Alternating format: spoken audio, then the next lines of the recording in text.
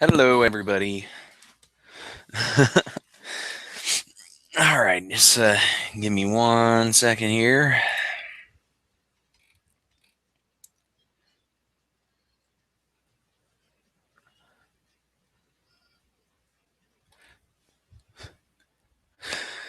Just laughing at King Shark. I saw some news that King Shark might have been in Suicide Squad instead of Killer Croc. Oh, goodness. Okay, let me make sure that I am going here and we will get started.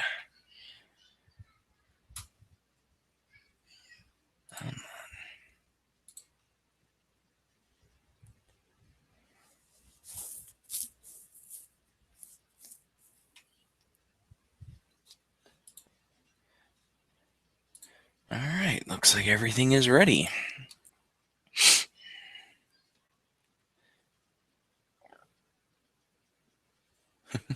Well, I'm glad links went out.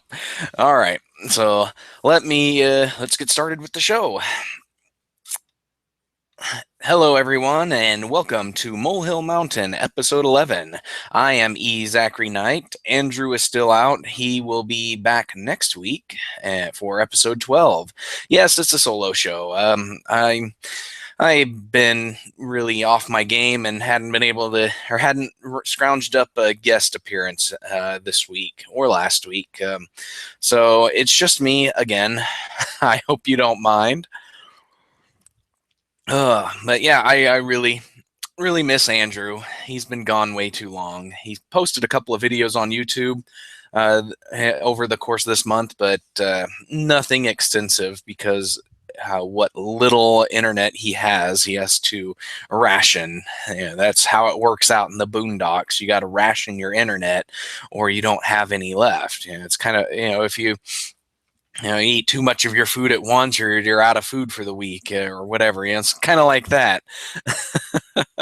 So yeah, so I'm so he but I'm sure he's having fun hanging out with his family and stuff. But yeah, he'll be back next week, back in California. So for now, it's just me. So so this week, for stuff that I've played, I have been playing mostly Legend of Dragoon. I've Yeah. So I've been playing Legend of Dragoon on my PSP. I got that all working. I talked about it last week, and I've played a total of about 11 hours of Legend of Dragoon. So I'm still on disc 1.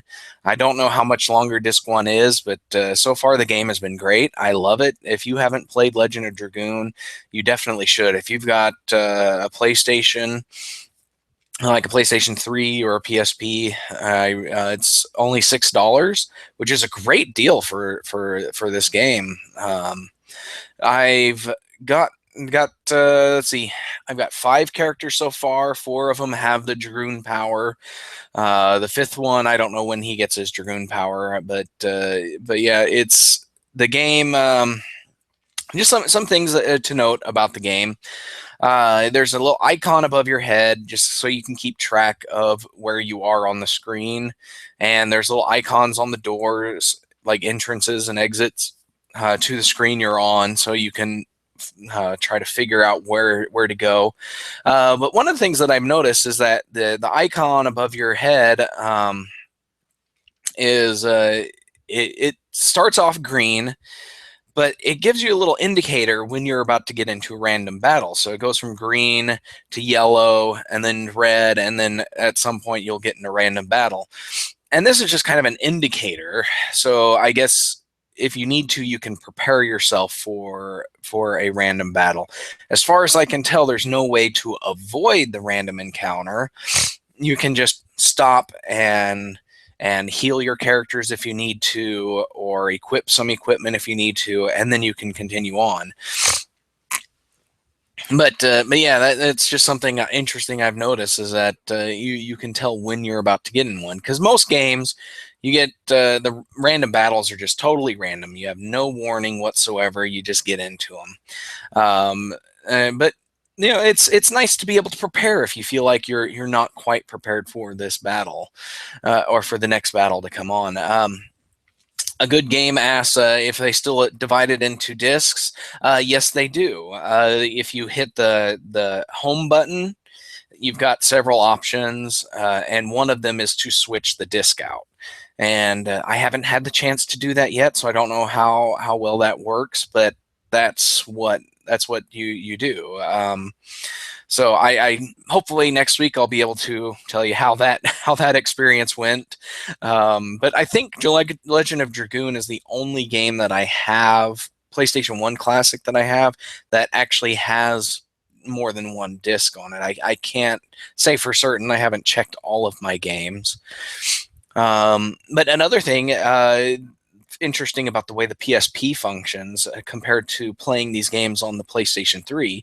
On the PlayStation 3, you create a virtual memory card, so a virtual PlayStation 1 memory card, and then you assign that to a slot, and then all your games are saved to that memory card. But on the PSP, it creates a virtual memory card for each game. Memory card 1 and a memory card 2. So you've got so if you want to load, so I guess this saves you trouble of having to deal with full memory cards if you have a lot of games. But yeah, that's just an interesting way of approaching it. But for the games having only, I believe the PlayStation 1 memory cards are like 4 megabytes in size, something like that. So it's not that big of a deal. And so I was able to copy a lot of save files from my PlayStation 3 to my PSP, just connecting it via USB cable, which was really cool because I had some progress in some of the games I installed on the PSP and wanted to bring those over, and it was a really simple process. No, it has nothing to do with Panzer Dragoon. Totally different games. But yeah, you know, just to kind of describe what Legend of Dragoon is, you play as your party of characters, and as you advance in the game, you get Dragoon spirits, little things, tchotchkes, that allow you to change into a Dragoon, which is a winged, armored version of your character, and you have a more powerful attack, and you also have magic. That's the only way you can use magic in this game, is to change into a Dragoon. And with these Dragoon powers, you have, in order to use your Dragoon power, you have to attack in your normal form, which gives you spirit points, which when you fill up your spirit bar, you can transform. And as you level up your Dragoon, you can stay in your dragon form for longer and longer periods of time. When you first get the Dragoon forms, you fill up your bar, you change into it, and you use one ability, and then you're done using your Dragoon, and it only lasts that one turn. And so as you level it up, it lasts more turns, and so you can use more attacks and magic as a Dragoon without having to recharge your spirit bar. And so far, it's not too bad. Very early in the game, I've 3 of my Dragoons are now level 2 Dragoons, which means I can use them 2 turns in a row. And the 4th one is it's still level 1. And just like anything else, they level up by battling. You don't have to be the Dragoon in order to gain Dragoon experience. It's just normal battle experience applies to it, and it's not aligned with your normal level cap or level experience. Leveling up, it has its own. And so the game is pretty good. The other unique aspect of it is what's called additions. These are special abilities. Since you don't get attack magic or anything like that in normal mode, in your normal character mode, you get what's called additions, and these are extended attack animations. And the way they work is you hit the attack button, and then this little spinning square comes in, and once it overlaps with the center square, you hit the X button, and your attack does extra damage. And every character gets more than one addition. Some of them require more presses of the X button in order to complete out these things, these attack animations. And boy, do I suck doing this. I have one character that actually has, and I was surprised to see how many this was, but it was an eight edition where you have to press the X button 8 times, and there's varying lengths of time between the X button presses that you have to do. So sometimes it'll be 1, and then it'll wait like a second or two, and then 2, and then half a second later 3, and then half a second later 4, and then 1 second later 5, and it goes on. And I suck at doing these multiple ones, so I gave all of my characters their 2-button press ones because I've mastered those. But what makes it even trickier is that sometimes the enemy will counterattack while you're doing your attack addition, and so you have, instead of pressing the X button, you have to press the circle button when the glowing square thing turns orange, and if you don't do that, the enemy interrupts your addition, does a little bit of damage to you, and kicks you back. And yeah, it was those aren't as bad, but yeah, I suck on the extra long strings of additions, and I've never played Parappa, so but yeah, I would say that I've seen people play like Dance Dance Revolution on their keyboard, and which totally defeats the purpose as far as I'm concerned. But I can't do that kind of stuff. It's beyond me. I'm not a Twitch gamer, and so I can't play things that require me to to do multiple button presses in a short sequence of time. But I hear a lot of things about Parappa, and maybe one of these days I'll actually play it, but it's not high on my to play list. The only other things I've done so far this week is I'm almost done with Castlevania Symphony of the Night. I'm basically at the very last boss, but I've got a few extra places I've got one optional boss that I still need to beat, and I've got a couple of relics that I'm missing, and I'm hoping to get those soon. I want to get those before I go and beat the last boss, and I should be done with that game. I'll probably finish it this week. And let's see, other games that I've played. I downloaded the demo to Half Minute Hero, and there's like Half Minute Evil Lord demo that as well, because I was looking at PSP games, digital PSP games that I could buy, and making a wish list on the Sony store, and so I've got a bunch of PS1 games on there and a handful of PSP games on there. And I heard a lot of things about Half Minute Hero. And I was like, well, they've got a demo, so I'll try this. So I downloaded the demo, which was only 7 megabytes, which wasn't bad. I assume the game's probably not much larger. I have 200 megabytes left on my PSP memory card. And so I was like, well, I can do that. I can install this on there. And I downloaded it, played it once. I was going to play it a couple of times, but I downloaded it like an hour and a half ago, I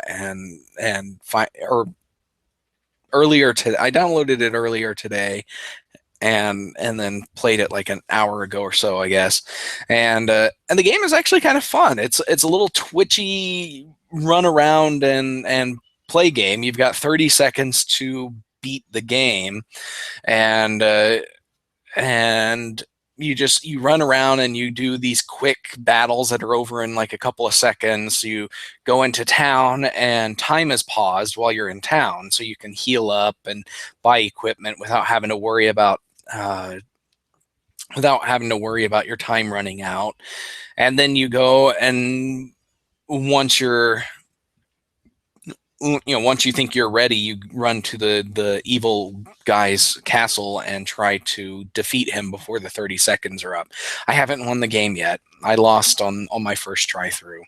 And then I tried out 30-second or half-minute Evil Overlord, and that's a little different because you run through, and you, instead of getting into random encounters like in Half-Minute Hero, you summon monsters and try to get to whoever it is you're trying to kill.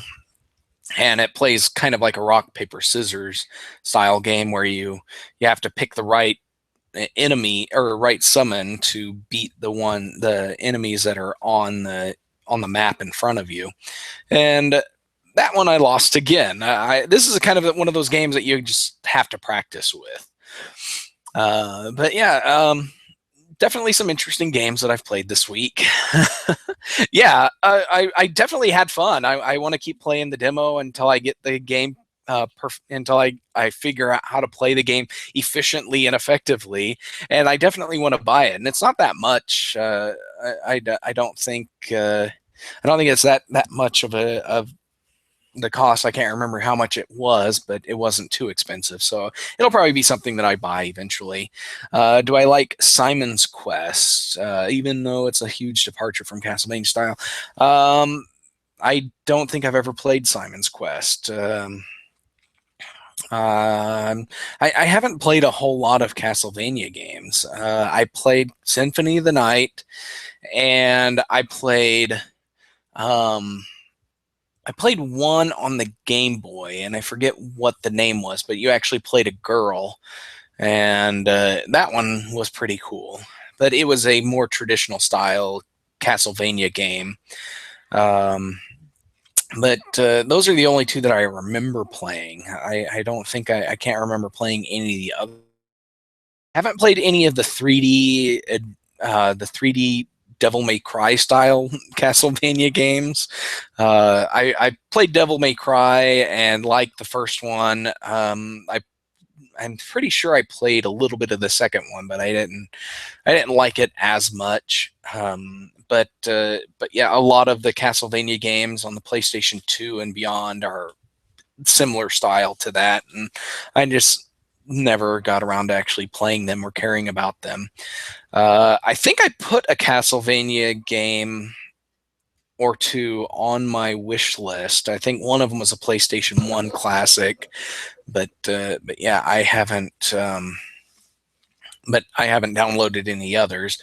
This is one of those things. All the games that I do have came about because of a gift cards that I got from my family for Christmas and Father's Day. So we'll see what I get for my birthday, which is coming up in September. So if you guys want to buy me anything, you can buy me PlayStation, or you can buy me PSN gift cards. I wouldn't mind. So yeah, let's see. So that's my week in gaming. I'm having fun. This PSP has allowed me to play more games lately than I have before. I'm able to just play games whenever, and I don't have to worry about what other people are doing in the living room. Like, what if they're playing games or watching TV or whatever, I can just say, okay, my kids are watching TV. Let me get out my PSP and play a game, which is great. I like that. Yeah, I need to buy a Wii U. That's actually on the next game system I'm going to buy, even before the NX, and I'll get to that here in a little bit. But yeah, the Wii U is on my list of game systems to buy. And well, I would wait for the NX, but based on the rumors, I'm going to miss out on Wii U stuff if I don't get a Wii U. So what I would do is get the Wii U, get a bunch of games that I want for it, probably a bunch of retro games off of the Virtual Console as well, and be able to play off off television play. So for the retro games and stuff, that would be sufficient. Some of the bigger games, I'd probably prefer to play some of them on my TV as instead of just on the gamepad. But yeah, I think the Wii U is definitely still my next console of choice. And I would get Wii backwards compatibility, and yeah, I think my kids would like it too. They've actually been playing more of the Wii this week. For the longest time, they have been hardcore Minecraft, nothing but Minecraft. It's for months. It was just, I want to play Minecraft. That's all I want to do. But this week they've actually played Super Smash Brothers. I forget which one's on the Wii, Melee, I think. But they played Super Smash Brothers. They played that Ninja Turtles Smash Brothers clone. They've played Kirby's Epic Yarn. And I think there was one other game that they've played as well. But they've been playing more Wii games, which is great. I like it. I do have I don't have the Metroid Prime trilogy, but it's Brawl on the Wii. Okay. But yeah, I don't have the Metroid Prime trilogy game, but I have Metroid Prime 1 and 2 on the GameCube and Metroid Prime 3 for the Wii. I wouldn't mind getting the Metroid Prime trilogy set, but I've got the 3 games, and that's really all I care about right now. I still haven't played Metroid Prime 3 yet. I started it, but I haven't played it much. But yeah, I like having the original games. Like I've got Metroid Prime 1 and 2 and Wind Waker on the GameCube, and I actually have a GameCube, but I don't have it hooked up right now because I still have my Wii, and my Wii plays GameCube games. But if I get a Wii U, what I plan to do is just transfer the couple of retro or virtual console games and off of that onto the Wii U, and then get rid of the Wii, and then just hook my GameCube up, and so that I can play my GameCube games on that. Well, yeah, I think the Good Game says that the GameCube or the Wii controls for the trilogy are great, and yes, they are. From what I've played of Metroid Prime 3, the controls are very well designed for the Wii's Wii remote. But yeah, I have no desire to buy the trilogy set just right now based on just on that, because I've already got them. But Pikmin is something I don't own, so I could probably pick that up for the Wii instead of having the GameCube ones. But yeah, in other gaming news, I actually got some programming done on one of my games this week. Earlier this week, sometime earlier this week, the game engine that I use, HaxeFlixel, one of the big time supporters of the engine, Lars Doucet of Level Up Labs. He makes the Defender's Quest game. I've talked about it in the past. He and the founders of HaxeFlixel for past few months discussed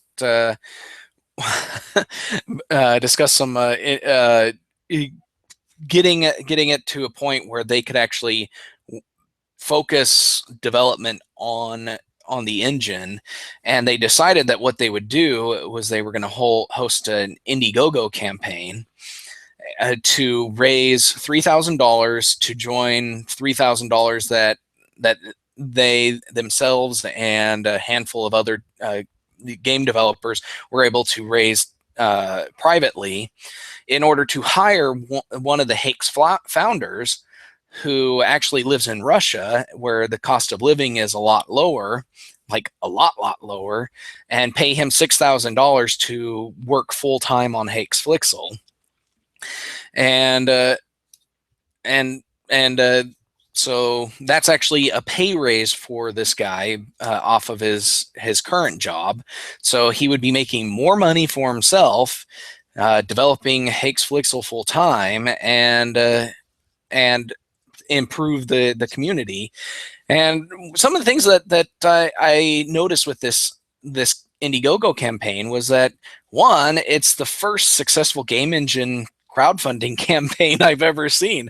At least there was probably others, but I did some Google searching this week and couldn't find any other successful ones. I've seen a couple of game engines on Kickstarter, but but all of those failed. And so compared the ones that I did find with the HaxeFlixel Indiegogo campaign to kind of figure out what the differences were. And the big differences that I saw right off the bat were that, one, these failed Kickstarters that I saw were for brand new game engines that did not have a following. Nobody heard of them before. So nobody was using them except for the people running the Kickstarter campaign. Two, they were asking for tons of money. I think one of them was asking for $500,000. The other one was like $50,000.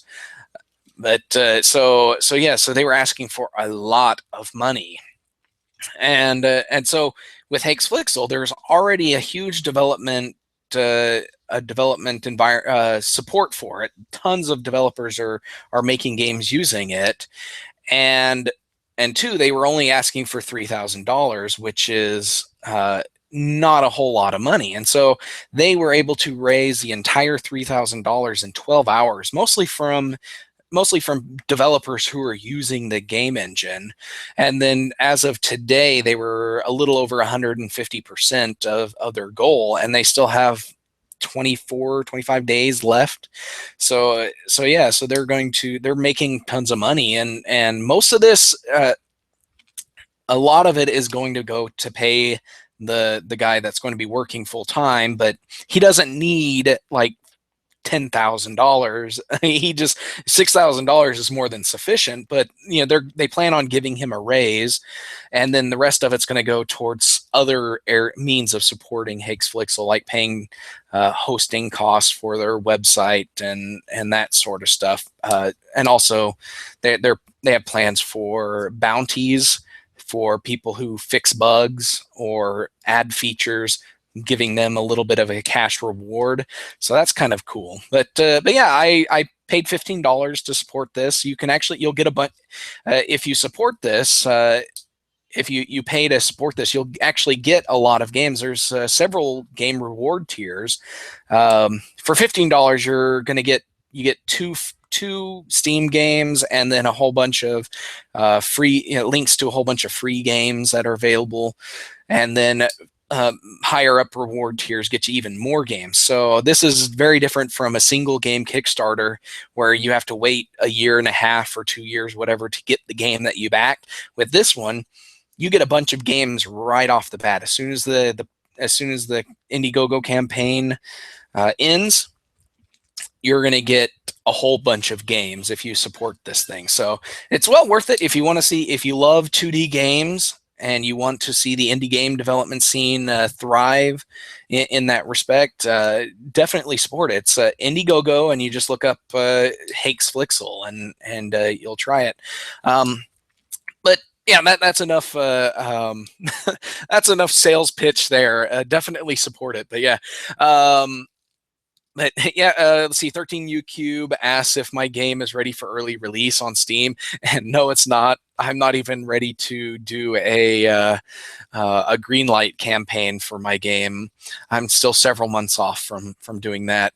I've got 2 game projects that I'm working on right now. Actually, 3, I guess, if you want to get technical.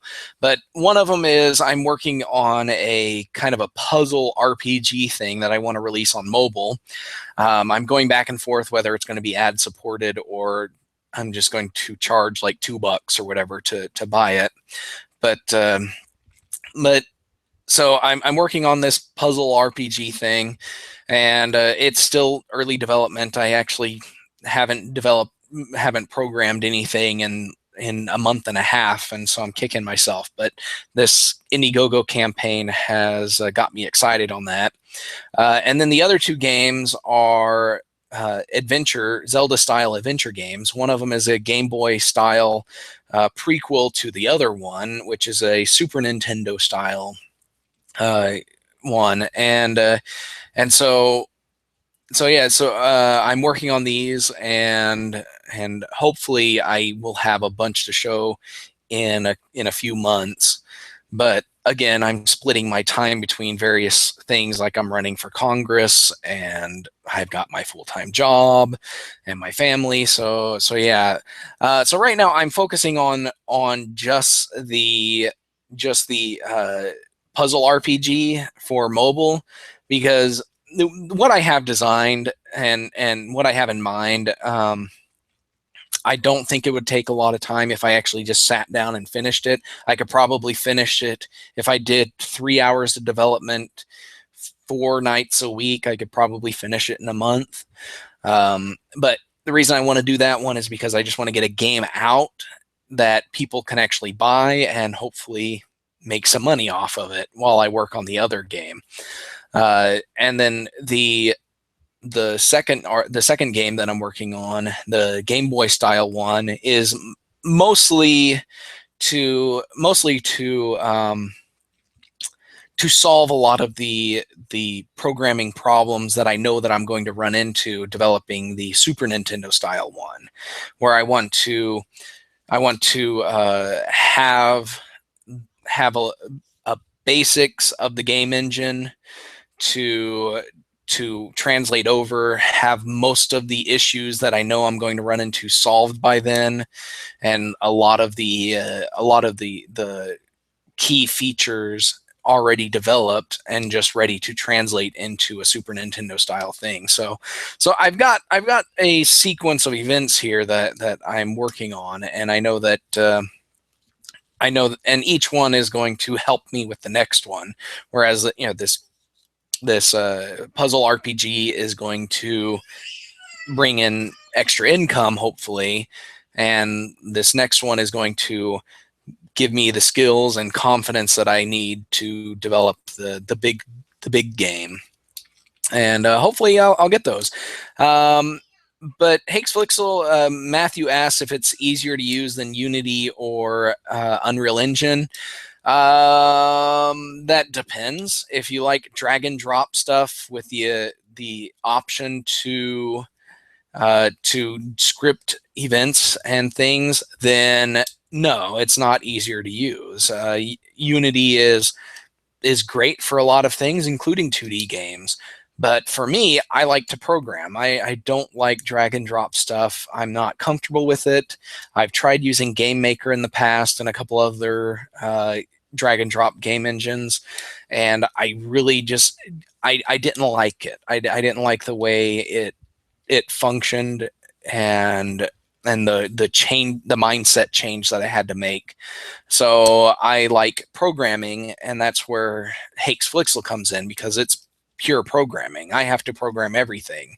But HaxeFlixel comes with a vast API that solves a lot of the key things you're going to run into as a game developer. So you don't have to worry about sprites and hitboxes and physics and all of that kind of stuff, because HaxeFlixel has all of that built in. It's just it's just those unique aspects of your game that you have to worry about. So, but enough about HaxeFlixel and my game development stuff. I'll probably have some things to show with my puzzle RPG on Twitter over the next week or two. So keep an eye out for that.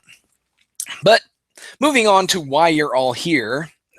This week there was just a boatload of Nintendo rumors about the NX, and for months and months and months, people have been talking about the NX and and what it could possibly be. And some people showed what they called leaked photos of the NX controller, which was that oval shaped controller with the screen cut out, or with the screen taking up the entire face with just cutouts for the analog sticks and buttons or whatever. And those things are fake. Don't pay attention to those. But there has been another rumor where people have been talking about the NX is probably going to be a tablet that sits on a dock that allows you to connect it to your TV, but you can just take the tablet and play on the go. It's not like the Wii U, where you have the Wii U game console hooked up to your TV, and then you have a tablet controller that has to stay within 15 feet of the system, or you can't, or it's completely non-functional. With the NX rumor, it was that it was a full-fledged tablet that you could actually just hook up to your TV. And that was a rumor. That's been a rumor for a while. But ever since last week, Ubisoft mentioned something about how the Wii U is going to bring casual gamers back to the game industry. So it's basically going, I assume they're referring to what the Wii was, where the Wii brought tons of casual gamers in. Ubisoft seems to believe that the Wii U is, or the NX is going to do a similar thing, where it's going to be very appealing to very appealing to casual gamers. Yeah, a good game is says completely non-functional. It acts as a remote without the Wii U. Yes, you can use it as a TV remote. That's one of the cool features about the Wii U gamepad, is you can use it to turn on your TV and interface with it. But without the Wii U system, you can't play any games, and that's what I mean by completely non-functional. But so with the NX, these rumors are have basically resurged, and that's what everybody is talking about. And specifically, what is new with this rumor, at least as far as I know, is that the system is going to be a tablet, but it's going to have little controls on the side, kind of like the Wii U gamepad. But these are going to be detachable. So when you hook it up to put it on the stand to hook it up to your TV, you can detach these controllers, and then you can play sitting down on your couch with it hooked up. And let's see, 13U Cube. I made a video the other day that said, as long as they don't create the same problem they did with the gamepad was what made the console expensive. If the middle screen is just your phone tablet and not their tablet. I don't know. I think it would have to be their own tablet. I don't think Nintendo is going to just have a docking station and controllers that can interface with any tablet or any phone, because what they want is they still want to be able to control the hardware that goes into this tablet. They want to be able to tell developers that you're only making games for this one system specification. You don't have to worry about 5 phones and tablets that people might have. So that's what is appealing about consoles, is that when you have a console and you're a developer, you only have to worry about one hardware spec. You don't have to worry about dealing with 20, 50,000 different specifications. That's kind of what sets consoles apart from PC as well. And so that's the rumor in a nutshell, and that's what I think. I'm Myself, I think I'm kind of wary about this rumor. I don't think, I don't think that we can take this as 100% pure gospel. I'm sure Nintendo has something else up their sleeve, but this seems to be a persistent rumor that everybody is believing right now, and it's very believable from the offset. But as a developer, it, or as a AAA third-party developer, they don't.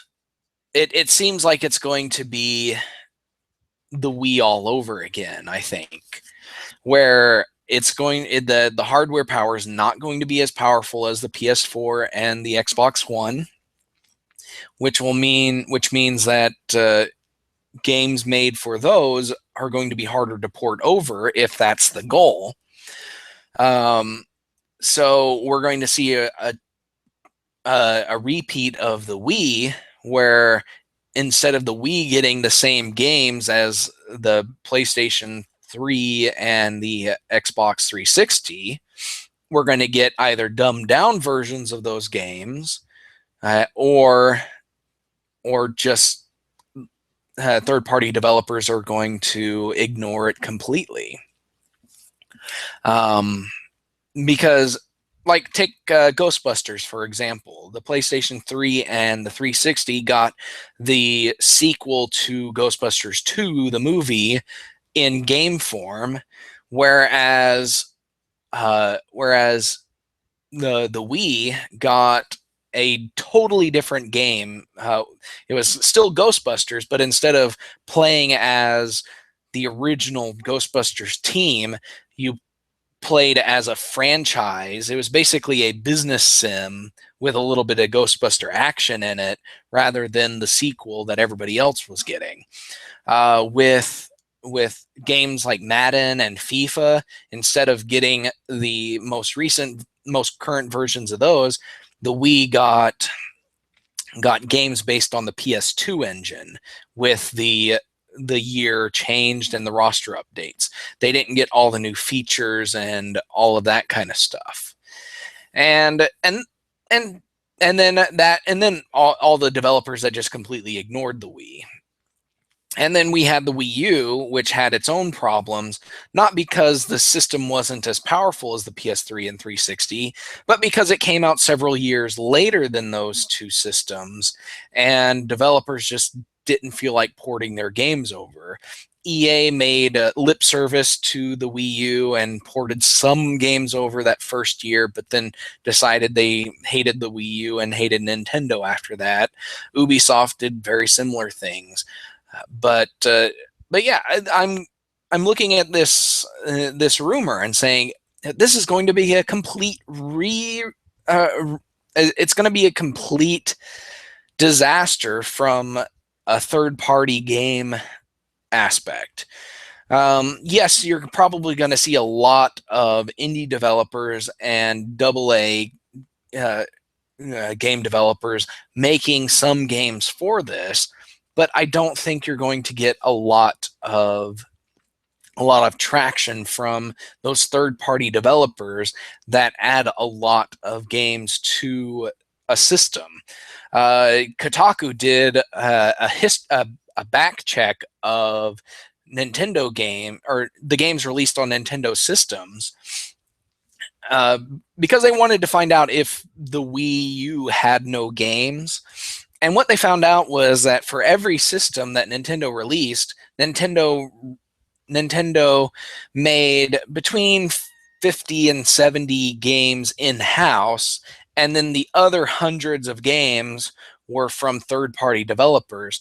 But with the Wii U, they've got, I think it was 30 to 40 games so far made by Nintendo, and then not even 200 games made by third-party devs, where like even the GameCube had like 400, 500 games made by third-party developers. So I don't see a lot of developers wanting to make games for this, because the engines that they use and the games that they're making aren't going to be easily ported to a tablet system. It would have to be an actual hardware, like an actual console with equivalent specs to do this. So yeah, but okay, so looking at some of the things that you guys are saying here, Matthew is saying that it will be their own tablet, plus the hardware is decent Tegra X1, rumored to be X2. There's no confirmation about what the hardware is going to be, but I believe it's going to be Tegra based on the rumors. Consoles are harder to dev for than PC. Well, if you're using an engine that already supports the consoles, it's not that bad. Let's see, the 3DS is 6 years old. It's time for a replacement. Well, if this is a spiritual successor to the 3DS, then it's great. You know, that's, you know, if it's the handheld replacement, then I'm completely okay with that. But if it's their Wii U successor, then they're totally making they would be making a mistake if this was their home console. Let's see. Let's see. The 3DS sold over 50 million, right? Yeah, the 3DS sold tons, but the Wii U didn't sell very much. I think it was like 10 million or something like that. Have I developed any console games? No, I haven't, but I know a lot of people who have, and most of them use Unity, and they release games. And yes, there are quirks you have to deal with, but Unity has solved pretty much all the problems of taking your PC game and putting it on a game console. I don't know too many people who are using Unreal 4 or anything like that, but a lot of people I know that use Unity and have released on consoles, they didn't have any problems whatsoever. But yeah,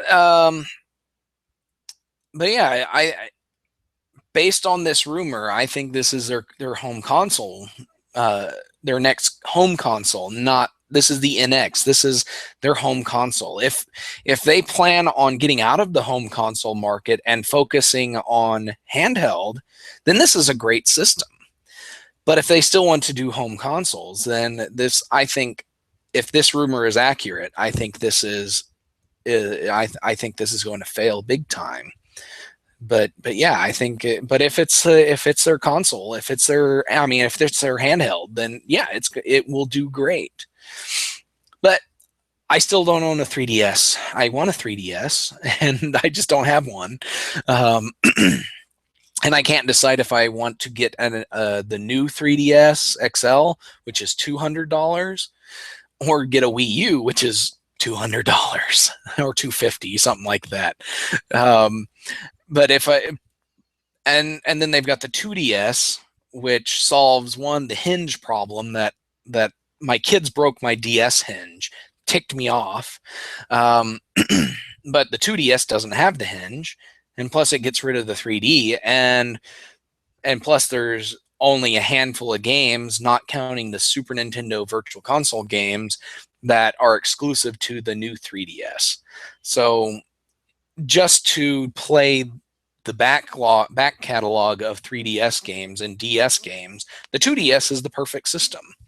But if I want to play Super Nintendo games on the go, then yeah, I would have to get the new 3DS. But $200 is a steep price for that, and I don't think I'm willing to go there. I only spent $16 on my PSP, so that's where I am gaming wise when I buy stuff. But Matthew says it's both the 3DS and the Wii replacement in one. Well, probably if they plan on only focusing on one set of hardware, then yeah. They're giving up the home console space to Sony and Microsoft. If that's true, it's gonna suck. I like the fact that there's 3 home consoles. But again, it's like other things where there's just three things going on at once. Two of them are going to completely overtake the third one. It happened with the Super Nintendo and Sega Genesis. Who remembers the Atari Jaguar? Nobody. The PlayStation 1 and Nintendo 64 completely destroyed the Sega Saturn. The PlayStation 2 and GameCube, and eventually the Xbox, completely trashed um,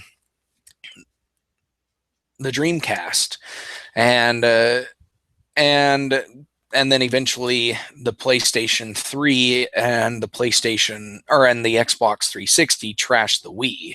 So yeah, so there's always going to be that third one that doesn't do well, and so yeah, that's kind of how it goes. But with the handheld market, Nintendo has always dominated. Even though I just playing the PSP is a great piece of hardware, and it's a great game system. I love it. But again, it was more expensive than the Game Boy Advance and also the DS, and so Sony did so many stupid things with it, and the PSP Go was the worst idea ever, and the Vita was something that Sony was hoping was going to take off, but it didn't meet expectations those first couple of years, and then they decided, well, we're just going to play lip service to keeping this Vita alive. So, but yeah, that's but all throughout all of that, going back to the Atari Lynx, which was Atari's handheld attempt, the Game Gear, which totally sucked. Even as a piece of hardware, the Game Gear was just the worst. It took 6 AA's, ate through them in 2.5 hours, did not have a backlit screen and so the games playing in color, just you couldn't see anything without a backlight. And we had the same problem on the Game Boy Advance, the original one, but when they added the backlight and the rechargeable battery pack to the Game Boy Advance SP, it became the perfect handheld as far as I'm concerned. The Game Boy the Nintendo DS, they dropped the Game Boy moniker, but the DS is a great piece of hardware. But I think the SP was still way better when it came hardware wise. But yeah, so that's the Nintendo rumor. I don't have a whole lot else to say about it, other than if this is what they're going with, I'm assuming they're dropping out of the console space completely. But going back to a good games question about have I developed any console games, I would like to hope that this third game, the Super Nintendo style adventure game that I'm making is going.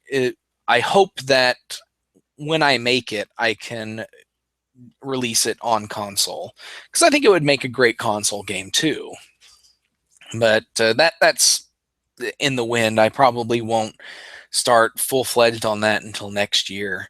But these other games that I'm working on are going to be mobile and PC only, mobile and PC, so respectively. But yeah, let's see. What console? SNES. I've always wanted to develop SNES games. A lot of the game ideas that I came up with as a kid were designed specifically for the Super Nintendo, and I think it would be great if Nintendo released a public API that you could use to make games that met the Super Nintendo specifications and possibly the Nintendo specifications, and so that they could be released in the Virtual Console store.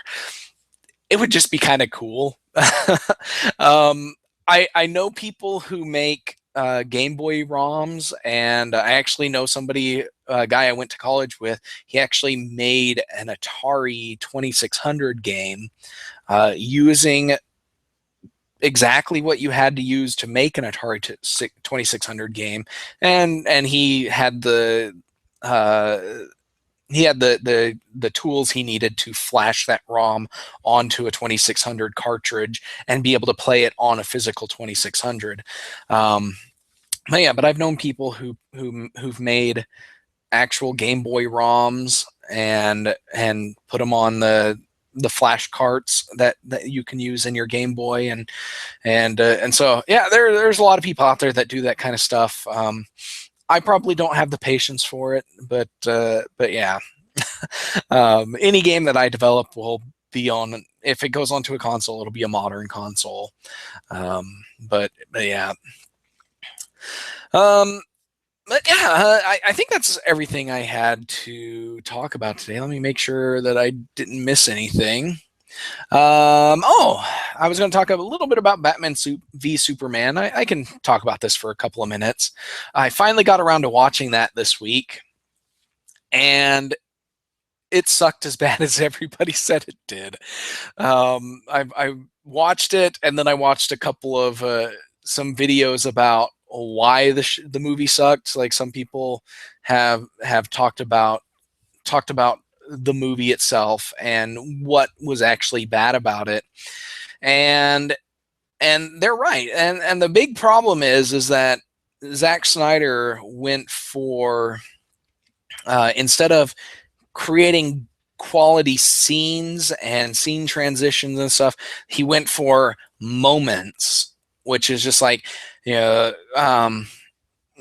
minute or two to have somebody do something awesome or thought-provoking, and then he moved on to the next moment, and he didn't really have any good scenes, and so it was just like very very ADD throughout the whole thing, where it's like you're here, then you're here, then you're here, then you're here, then here, all throughout the movie.